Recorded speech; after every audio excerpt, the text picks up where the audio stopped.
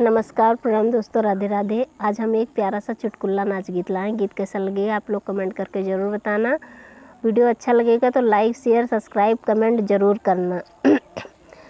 कनवा संगमा होइगा बियाह छोटी ननदी, कनवा संगमा होइगा मोर बियाह छोटी ननदी, कंगनवा संगमा होइगा मोर बियाह छोटी ननदी।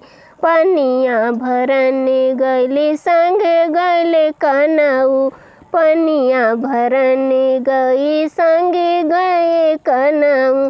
ऐसरी सिला गई घायल वही चिमारी, ऐसरी सिला गई घायल वही चिमारी।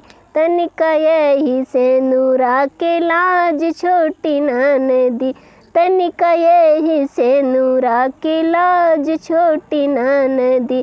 कनवा संगमा होइगा मोर बियाह छोटी ननदी, रोटिया से काने गई संगे गए कनऊ, रोटिया से काने गई संगे गए कनऊ।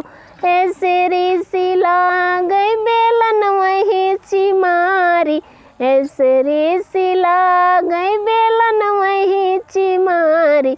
तनिका यही से नूरा के लाज छोटी ननदी, तनिका यही से नूरा के लाज छोटी ननदी। कनवा संगमा होइगा मोर बियाह छोटी ननदी, कनवा संगमा होइगा मोर बियाह छोटी ननदी। से जिया सुतने गए संगे गए कनऊ, से जिया सुतने गए संगे गए कनऊ। ऐसे ऋषि ला गई तकिया वही चिमारी, ऐसे ऋषि ला गई तकिया वही चिमारी।